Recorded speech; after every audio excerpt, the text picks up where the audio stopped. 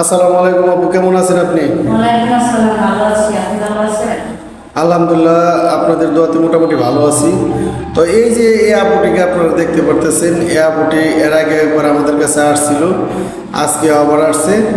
তো আচ্ছা আপু, আপনি তো এর আগে তো আসছেন, অনেক কথাই আপনি বলছেন। এখন আপনি তারপরে আপনি নাম ঠিকানাটা একটু বলুন, আমরা আমার নাম শেফালি, আমার বয়স 30, আমার দেশের বাড়ি ঝিনাইদহ। আচ্ছা আপু, এই যে আপনার হাতে যে টাকাগুলি দেখতাছি, এই টাকাগুলি আপনি কিসের জন্য রাখছেন সেটা বলেন। এই টাকাগুলি আমি রাখছি, আমার বাবা নাই, আমার 2 বোন, আমার বড় বোন বিয়ে হয়ে গেছে। আমার মা আমার জন্য রাখছে, আমার একটা ভালো ছেলে থেকে বিয়ে দেবে। কিন্তু আমি একটা ছেলেকে ভালোবাসতাম, আমার বাড়ি কাজে না। কিন্তু আচ্ছা আপু, আপনার কথা শুনবো, সমস্যা নেই। প্রিয় দর্শক, আপনারা যে যেখান থেকে ভিডিওটা দেখতেছেন, কেউ অযথা আমাদেরকে ডিস্টার্ব করবে না। যদি আপুকে দেখে যদি ভালো মনে হয় যে না বিয়ে করবো, তাহলে ফোন দিবেন। এ আপু ভালো একজন জীবনসঙ্গী চাচ্ছে, কারণ আপুর টাকা পয়সা সবই আছে, একটা দোতলা বাড়ি আছে এবং 20 শতকের উপরে জায়গা জমি আছে। আপুর 2 বোন, বড় বোনের বিয়ে হয়ে গেছে। এখন উনি যাকে বিয়ে করবে তাকে সব কিছু দিয়ে দিবে। তো আপনাদের ভিতরে যদি কেউ যদি থেকে থাকেন যে না পছন্দ করেন, তাহলে আমাদের সাথে যোগাযোগ করলে আমাদের অফিস থেকে লোক যাবে, যাওয়ার জন্য যাতায়াত খরচের কিছু টাকা দিলে আমাদের আপুর বাড়িতে যেয়ে আপনাদের সাথে সব কিছু ব্যবস্থা করে দিন। আচ্ছা আপু, আপনি যে বললেন যে একটা ছেলেকে আপনি পছন্দ করতেন, সে কথাটা একটু আরেকবার বলেন। জি, আমি একটা ছেলেকে পছন্দ করতাম, সে আমাদের বাড়ি কাজে যাচ্ছে, অনেক ভালো ছিল। পরে সে ছেলেটা বিয়ে করে চলে গেছে, আমি আর বলতে পারি না কিছু। কিন্তু আমাদের এলাকায় চেয়ারম্যান আছে, চেয়ারম্যানের ছেলে আমার এই টাকা পয়সা দেখে সে বিয়ে করতে চাইছে। আমার মা পছন্দ ওই ছেলেটাকে বিয়ে দেবে, কিন্তু চেয়ারম্যান তার ছেলেকে বিয়ে দেবে, অন্য জায়গায় বিয়ে গেছে।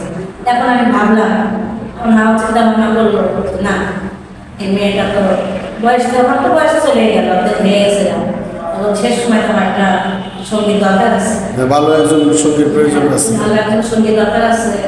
তা আমি বললাম যে আমাকে যদি কেউ বিয়ে করে, তা আমি টাকা, আমার 15 শতাংশ জমি, আমার দোতলা বাড়ি, আমি তার নামে দিয়ে দেবো।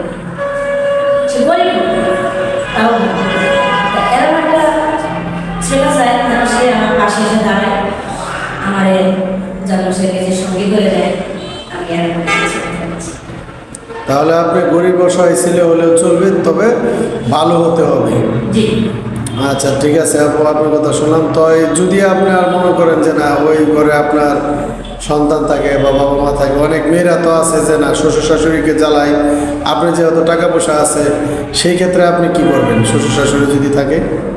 দেখা যাচ্ছে যে ছেলে বিয়ে করছে, কি বউ চলে গেছে, মারা গেছে, তার সন্তান আছে, তার মনে করি আমার সন্তান যদি হয়, আমি নিজের সন্তান বলবে তাকে মানুষ করবো। আর আমার বাবা নেই, মা আছে, তারপরে যদি মা বাবা থাকে সেটা তো আমার মা বাবা, তাই না? আর তারা যদি, আমি যদি ভালো হই, তাহলে আমার শ্বশুর শাশুড়ি আমাকে তখন কিছু বলবে না। আর যদি আমি নিজের মতো যদি তাদের কথা না শুনি, তখন তো তারা আমার লোকের কাছে করবে।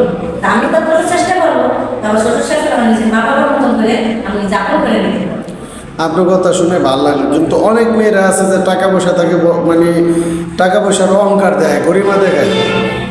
আপনি কি ওনাদের মতো কি করবেন, নাকি আপনি ওনাদের সাথে ভালোভাবে চলার চেষ্টা করবেন? না, আমি আমার টাকা পয়সা আছে বলে, আমার বাড়ি আছে, জায়গা আছে বলে যে আমি অহংকার করবো, আমি এই অহংকার করি না। কারণ আপনার তো দোতলা বাড়ি আছে, টাকা পয়সা আছে, জায়গা জমি আছে, আর আপনারা 2 বোন, এখন আপনার ভাইও নেই, যা পাবে আপনাদের 2 বোনের 2 স্বামীরাই পাবে। জি, সেই ক্ষেত্রে অনেক সময় দেখা গেছে না যে আপনি গরিমা দেখাইলেন, টাকা পয়সার অহংকার দেখাইলেন, সেটা কি কখনো দেখাবেন?